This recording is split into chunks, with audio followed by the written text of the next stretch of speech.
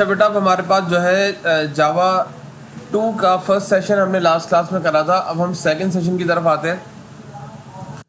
अब जावा 2 के जो सेकंड सेशन है हमारे पास, उसके अंदर जो है हमारे पास उसका नाम है Java dot lang package. Java dot lang package हमारे पास एक ऐसा पैकेज है जावा का जो कि बिल्टन होता है। बिल्टन का मतलब ये है कि हमें इसको इंपोर्ट करने की ज़रूरत नहीं पड़ती इस क्लास की, इस पैकेज के अंदर की चीज़ों को यूटिलाइज या यूज़ करने के लिए। यानी कि जब हम न्यू जावा का प्रोजेक्ट स्टार्ट करते हैं तो बैक हैंड में ये जो है बाय डिफ़ॉल्ट इंपोर्ट हुआ होता है। जैसे कि हम इंपोर्ट स्कैनर की क्लास को इंपोर्ट करते थे जावा डॉट यूटिल डॉट स्कैनर, तो फिर ही क्लास स्कैनर क्लास का ऑब्जेक्ट बना सकते थे। लेकिन इसमें ऐसा नहीं है। इसमें अगर हमें लैंग की कोई क्लासेस को यूज़ करना है तो हमें इसको इंपोर्ट करने की ज़रूरत नहीं पड़ती। ठीक है जनाब। अब इसके अंदर, इस सेशन के अंदर हम जावा डॉट लैंग पैकेज के अंदर क्या क्या क्लासेज है, कौन कौन सी चीज़ें हैं, उसको हम डिस्कस करेंगे और उसको हम स्टडी करेंगे कि हम उन क्लासेस के अंदर कौन कौन से फंक्शंस हैं। ये तमाम की तमाम चीज़ें जो भी हम डिस्कस करेंगे, तमाम की तमाम चीज़ें बिल्ट इन होंगी। बिल्ट इन का मतलब ये है कि जावा जिन्होंने बनाई है उन्होंने पहले से ये सब चीज़ें बनाकर हमें प्रोवाइड करी हुई है, जिसके अंदर मैथ क्लास और स्ट्रिंग क्लास और रेगुलर एक्सप्रेशन और इस तरह की बहुत सारी चीज़ें जो हम देखेंगे। ठीक है, तो चलते हैं आगे। अच्छा जनाब, अब जो है यहाँ पर मैं क्या चीज़ बताई जा रही है कि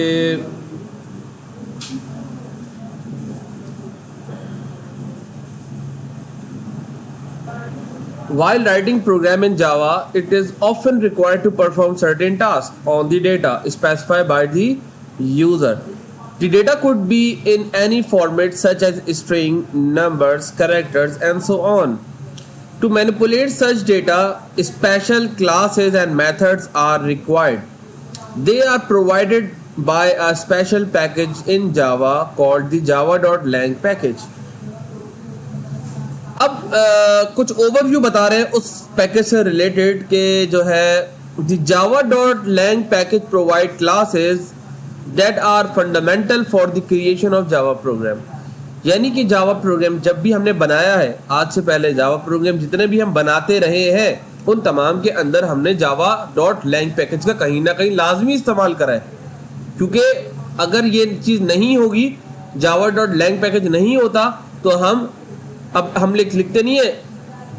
मिसाल के तौर पे बहुत सारे ऐसे फंक्शन हैं जिनको हम इस्तेमाल कर रहे होते हैं। अब मुझे ये बताएं, अगर हम अक्सर जगहों पे हम इंटीजर लिख रहे होते हैं, इंटीजर डॉट पार्स इंटीजर, तो ये तमाम की तमाम कुछ रैपर क्लासेस होती हैं। हमने कभी इनको यूज़ करने के लिए पैकेज को इंपोर्ट करा था?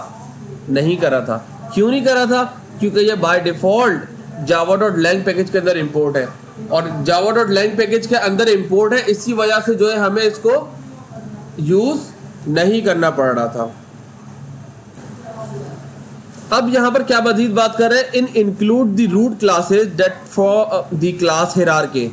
अब देखो इसी के अंदर जो रूट क्लास है, रूट क्लास का मतलब जो बेसिक क्लास है हमारे पास क्लास हिरार्की की, जिसके अंदर हमारे पास जो है बेसिक अच्छा जो कि हमारे पास ऑब्जेक्ट की क्लास होती है, ऑब्जेक्ट क्लास होती है ना, जो कि क्लास का नाम ऑब्जेक्ट है, जो कि हमारा बेस क्लास होती है, वो इसी पैकेज का हिस्सा है। उसके बाद basic exceptions, types to the language definition और threading, math functions, security functions and information of the underlying native system. The most important classes are as follows. अब सबसे ज़्यादा इंपॉर्टेंट क्लास कौन सी है? सबसे पहली क्लास ऑब्जेक्ट एंड क्लास। हमारे पास एक ऑब्जेक्ट है, that is the root of the class hierarchy. Class hierarchy का रूट कौन सी क्लास है? ऑब्जेक्ट। ठीक है। और दूसरी क्या? Class. Instance of this class represent classes at run time. तो ये दो इंपॉर्टेंट क्लासेस है हमारे पास, किसकी? जावा डॉट लैंग पैकेज की। The other important classes and interface in java.lang package are as follows. जिसमें enum, throwable, error, exception and run time, exception classes, thrown for language level and other common exceptions, thread and strings, string buffer and string reader, comparable and iterable, process, class loader और run time, system and security manager, math class, wrapper class that encapsulate primitive types as object। तो ये तमाम की तमाम classes जो भी हैं, ये तमाम का जितना भी मटेरियल मैंने अभी आपको बताया है, ये तमाम का तमाम java.lang पैकेज के अंदर का हिस्सा है। ठीक है, अब हमारे पास एक और कॉन्सेप्ट है गार्बेज कलेक्शन का, वर्किंग विद गार्बेज कलेक्शन। अब ये गार्बेज कलेक्शन क्या होता है? कहीं पे भी अगर आप देखोगे जावा गार्बेज लैंग्वेज सपोर्ट करती है तो आप उसको बोलोगे हाँ गार्बेज कलेक्शन का फंक्शन जावा में मौजूद है। लेकिन अगर आपसे कोई पूछेगा कि गार्बेज कलेक्शन होती क्या है तो फिर आप उन्हें क्या बोलोगे वो हम देखते हैं। आईपी क्या है बताओ इसे। 122 से नहीं हो रहा कनेक्ट, आगे चलेगा। अच्छा जनाब, खैर garbage collector is an automatic memory management program. अब एक गार्बेज कलेक्टर एक ऐसा मैनेजमेंट प्रोग्राम है जो ऑटोमेटिकली मेमोरी को मैनेज कर रहा होता है। Garbage collection help to avoid the problem of dangling references. Garbage collection also solve the problem of memory leak problem. The following parameter must be studied while designing or selecting a garbage collection algorithm. Serial versus parallel, concurrent versus stop the world, और compacting versus non-compacting versus copying। अब इन्होंने ये 3 algorithm बताए हैं हमें, जो कि हम ये बिल्ट इन एक समझ ले एक लॉजिक एल्गोरिथम है जिसको फॉलो करते हुए हम गार्बेज कलेक्शन परफॉर्म हो रहा होता है। देखो गार्बेज कलेक्शन एक ऑटोमेटिक प्रोसेस हो रहा होता है, लेकिन इसको यहाँ पर थोड़ा डीपली बताया जा रहा है। The following metrics can be utilise to evaluate the performance of a garbage collector. अब उसके क्या क्या चीजें परफॉर्मेंस में आती है? Throughput, garbage collection overhead, pause time, frequency of collection, footprint, promptness. तो ये तमाम की तमाम टर्मिनोलॉजीज हैं जो कि आपको यूज कर जो कि देखो कुछ ऐसा नहीं है ये कोई कि मैं कोई कोडिंग लिख रहा हूँ। अब ये कोई लॉजिक्स है, ये टर्मिनोलॉजीज है जो कि कहते हैं किसी चीज को किसी चीज का नाम दिया हुआ है। अब इसके अंदर क्या ये तमाम मैट्रिक्स है जो कि गार्बेज कलेक्टर के परफॉर्मेंस को के ऊपर डिपेंड कर रहा है कि गार्बेज कलेक्टर तो ये काम परफॉर्म कर रही होती है, जिसमें थ्रूपुट। अब क्या है? It is the percentage of total time not spent in garbage collection considering a long time period। असल में देखो गार्बेज कलेक्शन कर क्या रहा होता है, आपके पास जो ऑब्जेक्ट जो आपने एक मरतबा कोई ऑब्जेक्ट डिक्लेयर करा या यूटिलाइज कर लिया और दोबारा उसको यूज नहीं करना, उसको रिमूव कर रहा होता है। आपके प्रोग्राम को लाइट बना रहा होता है ताकि फजूल चीजें आपके प्रोग्राम में ना रहे। ठीक है, अब वही तमाम चीजें करने की ये टर्मिनोलॉजी है कि ये क्या क्या काम परफॉर्म कर रहा होता है, जिसके अंदर ये बता रहे हैं कि जो है जितना टाइम एक्चुअली लगना चाहिए उसको लॉन्ग टाइम पीरियड में कम करता है। Garbage collection overhead, it is the words of throughput, that is the percentage of the total time spent in garbage collection. अब ये डिफरेंट टर्मिनोलॉजीज हैं जो कि ये कर रहा होता है। अब इसके अंदर एक फंक्शन है जो फाइनलाइज का फंक्शन होता है। ठीक है, लिखा हुआ है important method for garbage collection is the finalize method. अब फाइनलाइज मेथड करता क्या है? The finalize method is called by the garbage collector on an object when it is identified to have no more reference pointing to it. A sub class override the finalize method for disposing the system resources or to perform other cleanup। ये काम क्या कर रहा होता है? ये कर ये रहा होता है कि अगर कोई ऑब्जेक्ट ऐसा है आपके प्रोग्राम में नजर आ रहा है जिसको अब कोई रेफरेंस नहीं प्रोवाइड हो रहा, जो कि अब यूज नहीं हो रहा, उसको डिस्पोज कर देता है, उसको खत्म कर देता है। ठीक है, अब यहां पर बता रहे the following code snippet show an example of automatic garbage collection. अब आपके पास एक एग्जांपल है जो कि यहां पर ये बन रही है।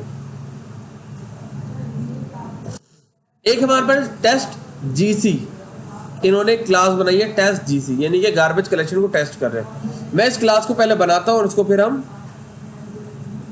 समझते हैं कि इसमें हो क्या रहा है। नेट भी ऑन करते हैं हम।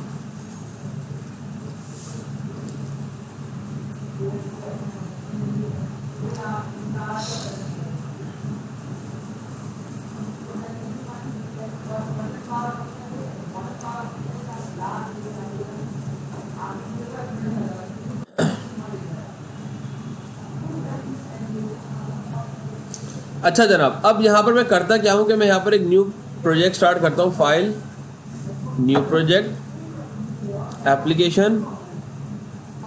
अच्छा, और यहाँ से हम इसको नेक्स्ट करेंगे। मैं यहाँ पर लिख देता हूँ 02 डैश सेशन या सेशन 2, कुछ भी लिख दो।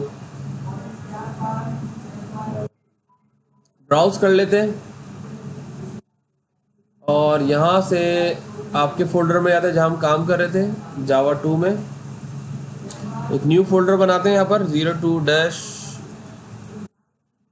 सेशन, और इसके अंदर हमने काम करना है तो मैं यहाँ पर इसको ओपन कर देता हूँ और यहाँ से इसको, ये जो क्लास है हमारी, इस क्लास को टेस्ट गार्बेज कलेक्शन का नाम दे देता हूँ।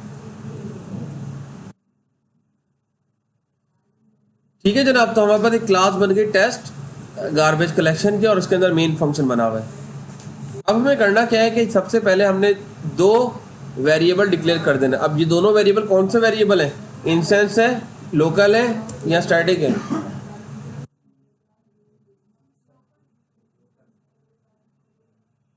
हाँ, क्या क्या है?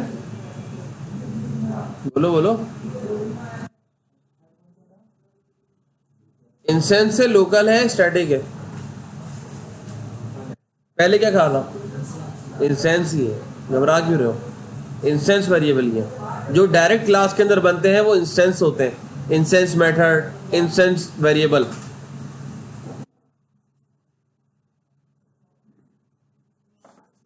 ठीक है, और उसके बाद हम यहां पर एक फंक्शन बना रहे हैं। अब फंक्शन के अंदर क्या हो रहा है, अब ये गौर करें।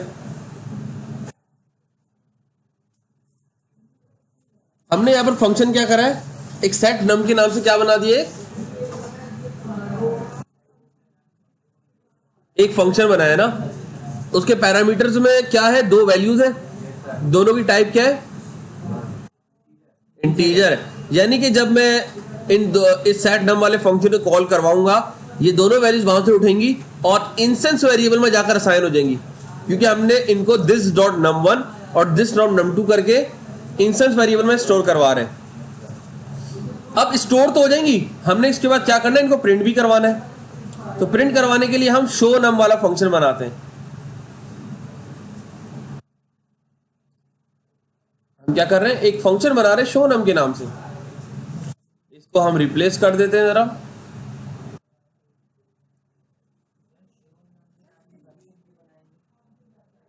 ऐसे ही बना रहे ताकि जो है हम इसको शो करवा सकें। देखो बेटा, हम फंक्शन बना रहे ना, फंक्शन करता क्या है, फंक्शन हमारे प्रोग्राम को छोटे छोटे मॉड्यूल में तोड़ देता है। मैं ये तमाम की तमाम चीज़ें मेन के अंदर भी बना सकता था, लेकिन मैं आपको एक चीज़ समझाना चाह रहा हूँ कि हमें जो कि हम एक कॉन्सेप्ट बना रहे हैं गार्बेज कलेक्शन का, तो उसके लिए हम ये एक लॉजिक बना रहे हैं कि हमने दो वेरिएबल्स बना लिए। हम जब सेट नम के थ्रू उनकी वैल्यू का साइन करवाएंगे और शो नम के फंक्शन को जब मैं कॉल करूंगा तब उनको वो प्रिंट करवाएगा। उससे पहले ना वो असाइन करवाएगा ना प्रिंट करवाएगा। ठीक है ना? तो अब हम आगे चलते हैं मजीद, और यहां पर अब हम क्या कर रहे हैं, मेन के अंदर दो ऑब्जेक्ट बनाए हमने।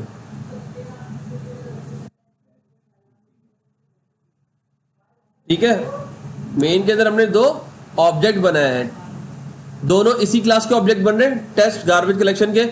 ओबीजे न्यू गार्बेज कलेक्शन, और ऑब्जेक्ट का नाम हमने डिफरेंट कर दिए। अब यहां पर कर क्या रहे हैं, हम सबसे पहले हमने दोनों के अंदर दो दो वैल्यू असाइन कर दी।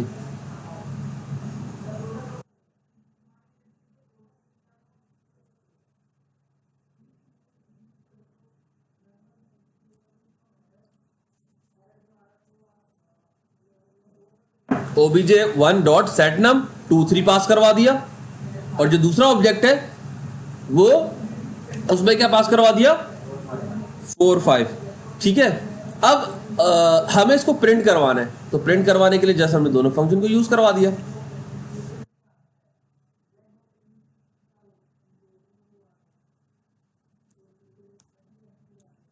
अब हम इस प्रोग्राम को चलाते हैं।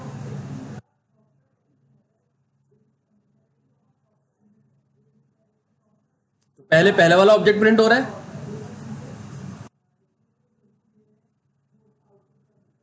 जब पहला वाला ऑब्जेक्ट प्रिंट हो रहा है तो आपके पास पहली वैल्यू क्या थी, 2 थी, तो पहले यहां पर 2 आया, इस वाली पहली वाली लाइन में value of num1 is 2 print हो गया, और उसके बाद 3 थी तो वैल्यू num2 इज 3। दूसरे ऑब्जेक्ट के लिए हमने ये चलाया शो नम का फंक्शन, इसके अंदर हमने क्या स्टोर करवाया था, 4 और 5, तो यही 4 और 5 नजर आ गया। यहां तक तो बात समझ में आ रही है। ठीक है, अब आगे चलते हैं, और अब मैं यहां पर करता क्या हूं, एक जो है ऑब्जेक्ट बनाता हूं टेस्ट,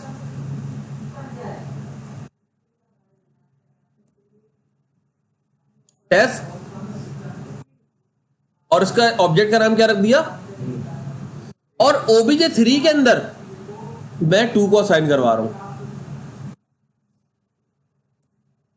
obj3 के अंदर क्या असाइन करवा दिया मैंने, 2 को असाइन करवा दिया। ठीक है, और अब मैं एक और ये काम करता हूं कि obj3 डॉट शो नम, अब क्या प्रिंट होगा हमारे पास,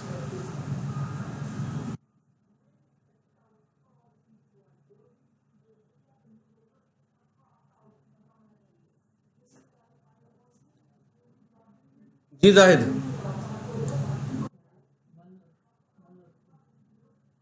1 और 3 क्यों भाई, हमने obj2 को असाइन कर दिया है obj3 के अंदर, और obj3 के अंदर जब पूरा obj2 असाइन हो गया तो जो जो इनिशियलाइजेशन हमने obj2 के अंदर करी वो सारी 3 में आ गई। जब 3 के अंदर जब हमने obj2 डॉट शो में नम करा था तो कौन से नंबर प्रिंट हो रहे थे, 4 और 5, तो अब 2 को हमने 3 में असाइन कर दिया, तो जब 3 का मैं शो नम चलाऊंगा तो क्या प्रिंट होना चाहिए, 4 और 5, यही होना चाहिए ना। अब हम चला लेते हैं इसको और देखते हैं कि ऐसा ही हो रहा है कि नहीं हो रहा, ऐसा ही हो रहा है, यहां तक बात समझ में आ रही है।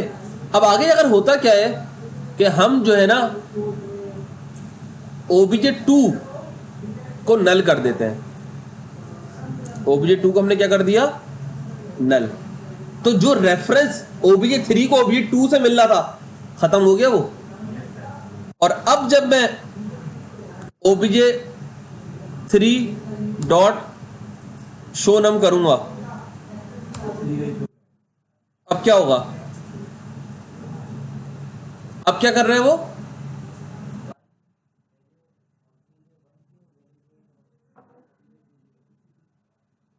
उसने हमारे पास दोबारा से वही शो करवा दिया, 4 और 5 शो करवा दिया। लेकिन अब अगर मैं ये चीज करता हूं,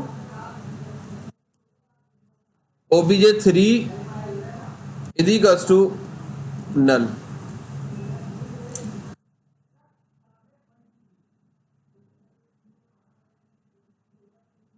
और अब मैं चेक करता हूं obj3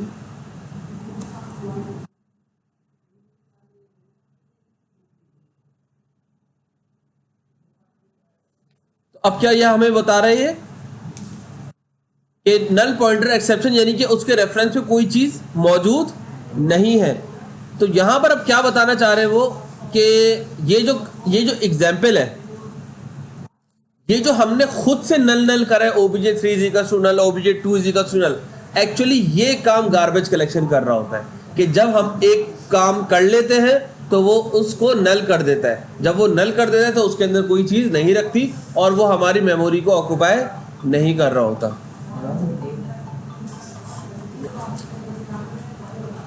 अच्छा, अब आगे हमारे पास आगे wrapper classes. Wrapper classes already हम डिटेल में डिस्कस कर चुके हैं इंटीजर, करेक्टर, फ्लोट, डबल, इन तमाम की रैपर क्लासेस जो होती हैं हमारे पास। आगे आ जाए मैथ क्लासेस। अब ये मैथ क्लासेस क्या है, जो कि बहुत सारे मैथमेटिकल फंक्शन से रिलेटेड मेथड्स को होल्ड करे हुए होती हैं। इसके अंदर हमारे पास जो है ये जो एब्सोल्यूट का ABS का, जो कि डबल टाइप का भी है, फ्लोट, इंटीजर, लॉन्ग, इसी तरह seal, cos, exponential, float, long, max और इस तरह के फंक्शन तमाम के तमाम ये मैथ क्लास के फंक्शन है। कुछ फंक्शंस को यहाँ पर जो है यूज़ करके दिखा रहे हैं।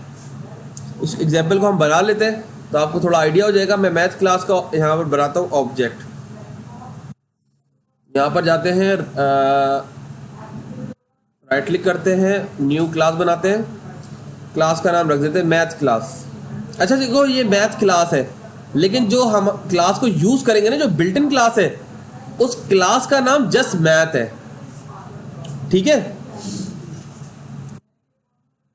ये देखो, ये खाली मैथ है, मैथ डॉट रैंडम, मैथ को यूज़ कर रहे होते हैं।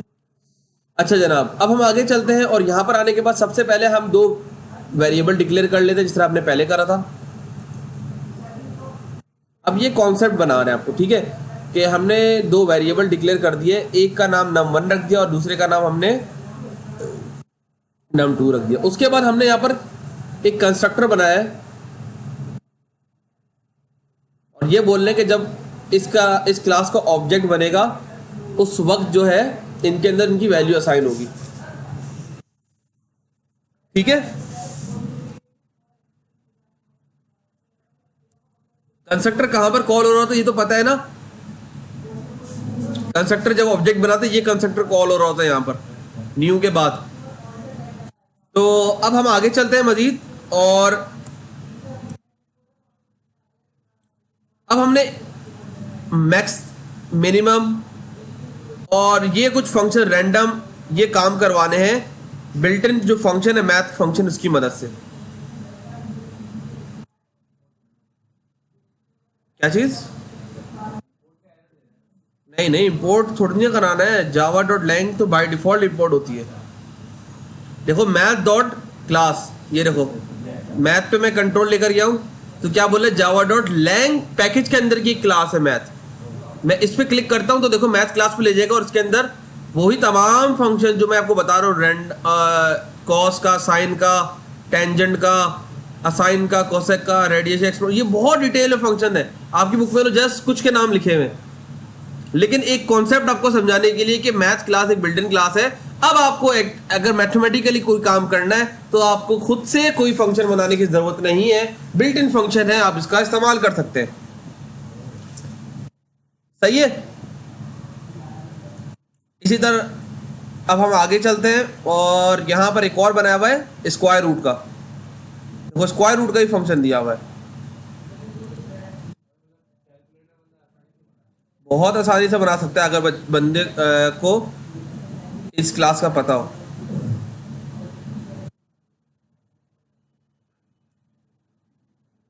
ठीक है जनाब,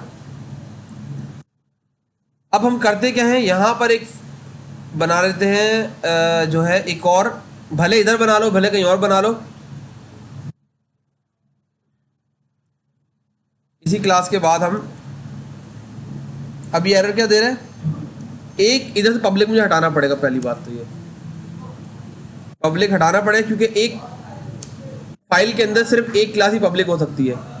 और इसको मैं क्या करता हूं, रीनेम फाइल, इसको मेन बना ली, तो टेस्ट मैथ हो गया हमारी इस फाइल का नाम। ठीक है बेटा, अब हमने क्या करा है, मैथ क्लास का ऑब्जेक्ट बनाया और कंस्ट्रक्टर में क्या पास कर दिया, 4 5 कंस्ट्रक्टर में यहां पर पास हुआ 4, यहां पर पास हुआ 5, 4 5 यहां पास होने के साथ ही इन दोनों में असाइन हो जाएगा, यहां से इन दोनों में पहुंच जाएगा। जब यहां पर इन दोनों में पहुंचेगा तो मैं डू मैक्स वाला चलाऊंगा तो 4 यहां पर आ जाएगा, 5 यहां पर आ जाएगा और इन दोनों में से मैक्सिमम नंबर बता देगा। जब 4 और 5 यहां पर आएगा तो मिन की वजह से मिनिमम नंबर बता देगा। 4 5, अब 4 की पावर 5 रखकर उसको आंसर दे देगा। रैंडम 4 5 के दरमियान का कोई भी रैंडम नंबर जनरेट कर देगा।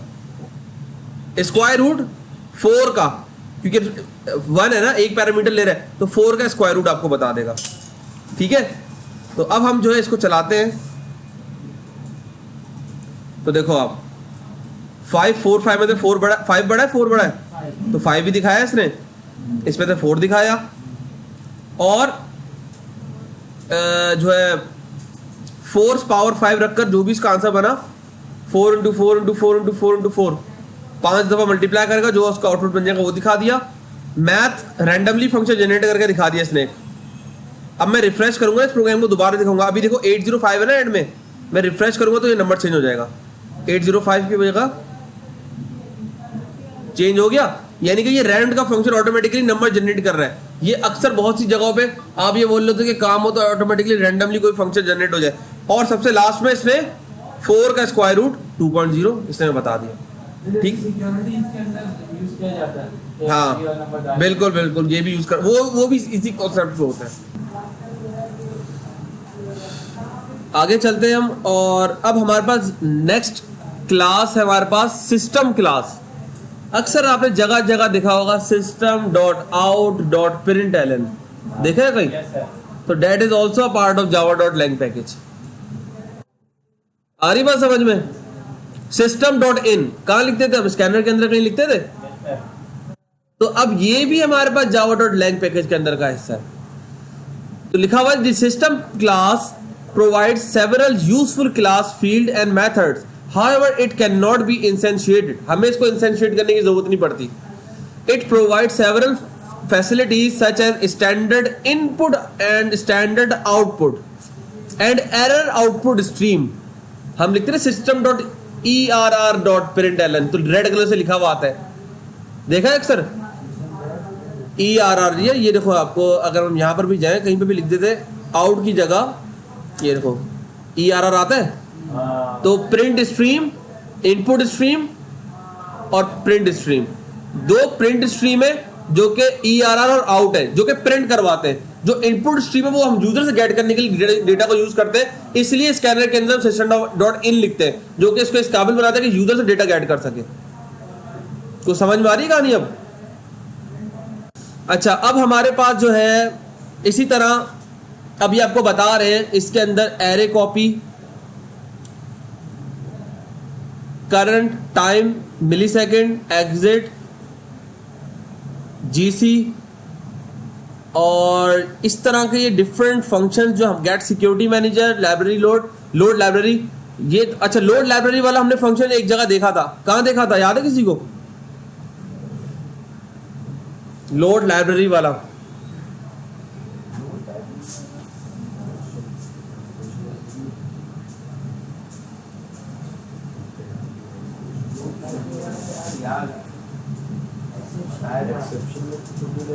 नहीं, लोड लाइब्रेरी वाला हमने वहां बताया था कि अगर किसी और लैंग्वेज के ऊपर कोड लिखा हुआ हो तो वो आप अपने जावा के प्रोग्राम के साथ के ऊपर इंपोर्ट कैसे कर सकते हैं। हमने पढ़ा था जब मैंने आपको जो है वो चीज बताई थी, क्या चीज बताई थी भला? Modifiers and packages.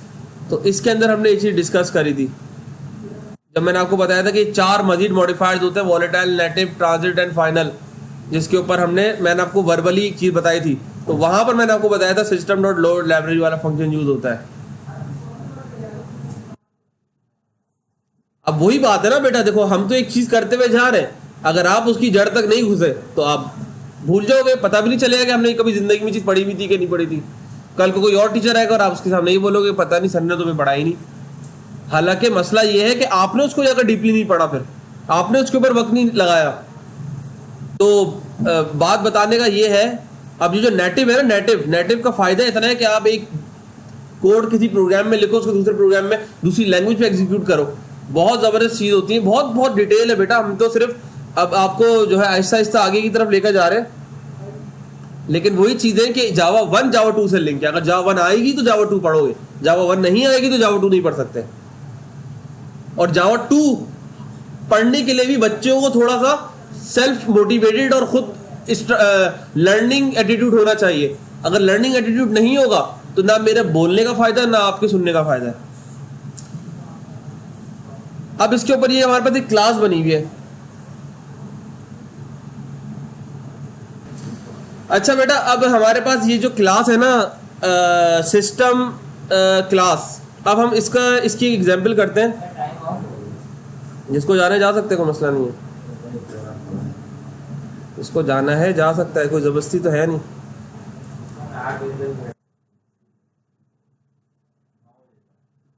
अच्छा जनाब, हम यहाँ पर एक न्यू क्लास बनाते हैं, सिस्टम क्लास।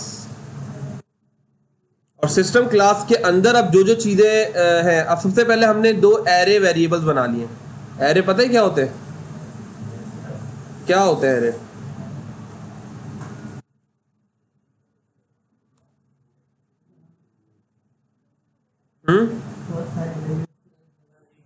वैल्यूज को क्या करते हैं? बहुत सारी वैल्यूज को एक जगह पे स्टोर करते हैं। एक डेटा टाइप की या डिफरेंट डेटा टाइप की? डिफरेंट डेटा टाइप की। चलो शुक्र।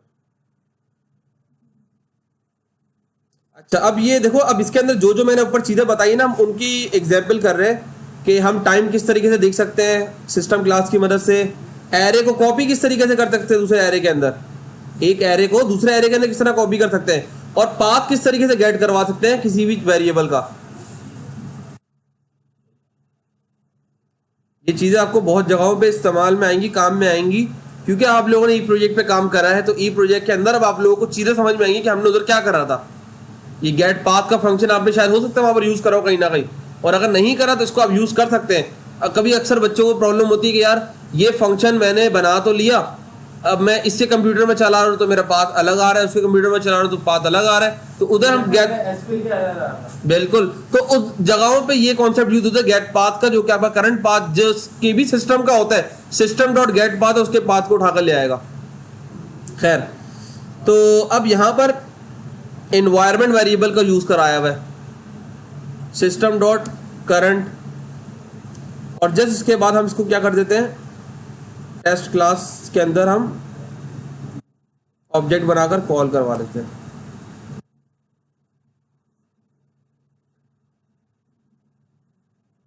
ठीक है जनाब, और यहां से पब्लिक को हटा देते हैं।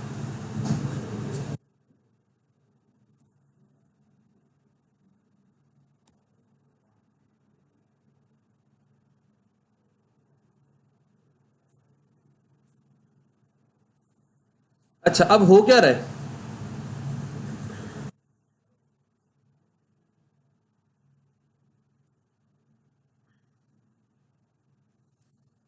सबसे पहले हमने करा क्या है, यहाँ पर एक गेट टाइम का फंक्शन बनाया जो कि टाइम को लेकर आ रहा है, सिस्टम डॉट करंट टाइम मिली सेकेंड्स के अंदर लेकर आ जाएगा टाइम को। कॉपी एरे हमारे पास एक हमने फंक्शन बनाया सिस्टम डॉट एरे कॉपी, जो करता क्या है, एक एरे से चीज को उठाता है और दूसरे एरे के अंदर असाइन कर देता है। और तीसरा देखो, एक से उठाएगा, जीरो से उठाएगा, दूसरे के जीरो से असाइन कर देगा और 3 तक जाएगा। मैं इसको चलाकर दिखाता हूं तो आपको थोड़ा सा और समझ में आएगा। सबसे पहले तो देखो बेटा हो क्या रहा है यहाँ पर, कि हमने यहाँ पर टाइम्स इन मिली सेकेंड्स के अंदर हमें बता दीजिए कि भाई ये टाइम आपका चल रहा है 96 आ रहा है लास्ट में। अभी रिफ्रेश करूंगा तो चेंज हो जाएगा, क्योंकि मिली सेकेंड्स में बहुत स्पीड में बढ़ रहा है। एरे कॉपी एरे इज, अब यहां पर हमने लूप की मदद से प्रिंट करवाया है, लूप की मदद से प्रिंट करवाया है। किसके मेंबर को प्रिंट करवा रहे हैं, एरे 2 के मेंबर को प्रिंट करवा रहे हैं।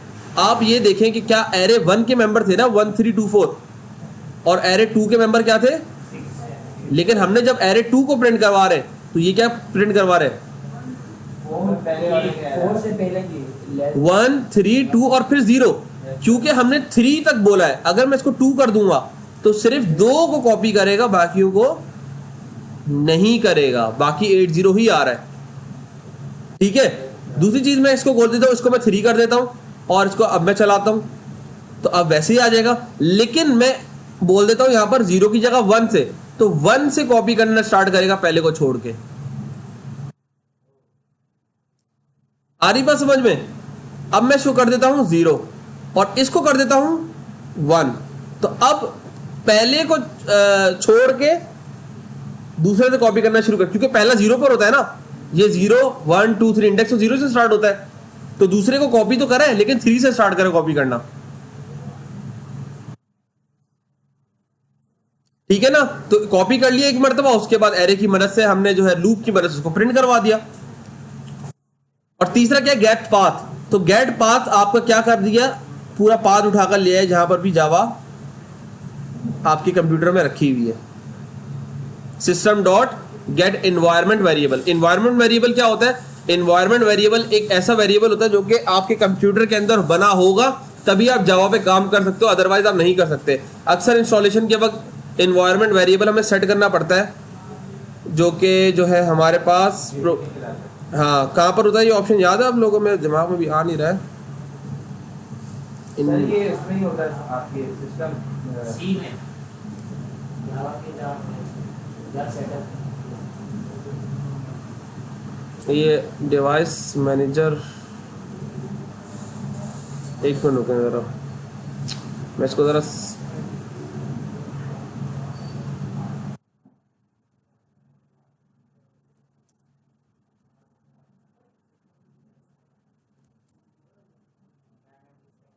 एडमिनिस्ट्रेटर के अंदर होता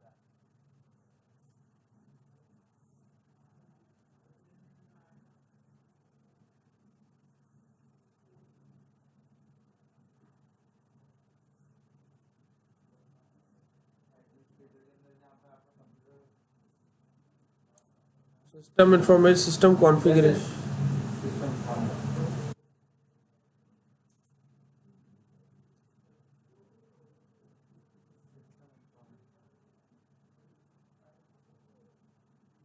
दरअसल इसका अब यूज़ कर, पहले हमें सेट करना पड़ता था, तो पहले इसका बहुत इस्तेमाल था। अब दरअसल ऑटोमेटिकली सारी चीज़ें हो जाती हैं तो उसका इस्तेमाल करना नहीं पड़ता हमें।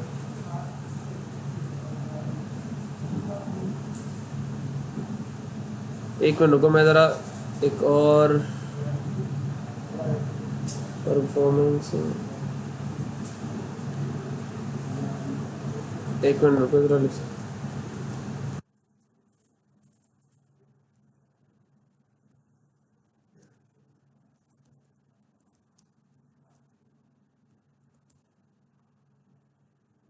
हाँ क्या बोल रहे हैं, कहाँ जाना है, सेट लिख देता हूँ, सेट इन्वायरमेंट, हाँ my computer.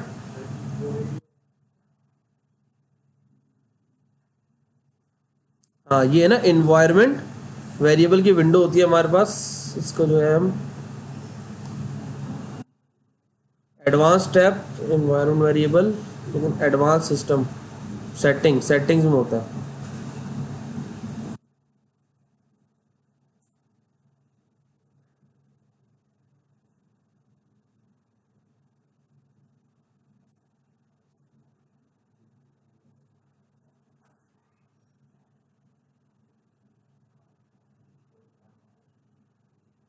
Advance system setting advance,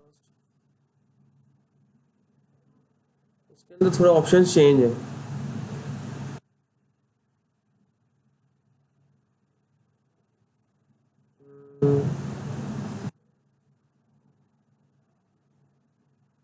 ये आ गया, ठीक है। और ये आ गया एनवायरनमेंट वेरिएबल। यहाँ पर हमारे पास ये पाथ है वेरिएबल, जिसको मैंने एक्सेस करवाया है जावा की मदद से। इसको ये देखो, यहाँ पर मैंने क्या लिखा है, पाथ लिखा है ना, गेट पाथ। तो पाथ यहाँ पर पास हुआ होगा, यहाँ से उठ के एनवायरनमेंट वेरिएबल का फंक्शन है सिस्टम के अंदर बिल्ट इन, जो कि इसका पाथ उठाकर लाया, किसका, एक्चुअली ये पाथ उठाकर लाया, जिसके ऊपर ये पूरा डेटा, ये जो आपकी फाइल पड़ी हुई है ना, ये पूरी डिटेल उठाकर ले आया। ये देखो, ये बेनिफिट हर चीज़ का नहीं होता। एक चीज़ सिर्फ इन्फॉर्मेशन के लिए भी हम चेक करते हैं कि हमारा जो एनवायरनमेंट वेरिएबल है, अगर आपको नहीं पता तो आप इससे डिटेक्ट कर सकते हो सॉफ्टवेयर की मदद से। असल सॉफ्टवेयर क्या है, यहाँ पे कंट्रोल कर रहा होता है, आपको मैनेज कर रहा होता है, आपकी चीज़ों को, आपकी कंप्यूटर को, आपके डॉक्यूमेंट्स को कंट्रोल कर रहा होता है। तो आप इसके थ्रू आप देख सकते हो, सिर्फ यही बात नहीं है, आप बात की जगह कोई और सब लिख दो तो आपके पास वो भी आ जाएगा।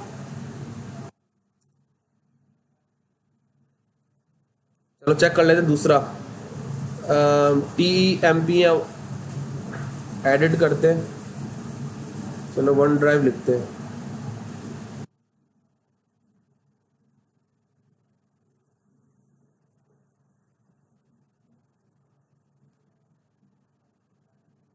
तो देखें आ गया उसका पाथ।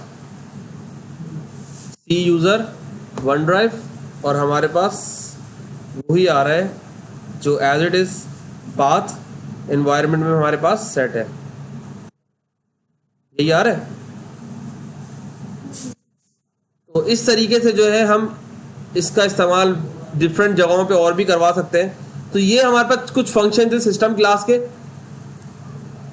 अब आगे फिर ऑब्जेक्ट क्लास को नेक्स्ट क्लास में कंटिन्यू करेंगे फिर।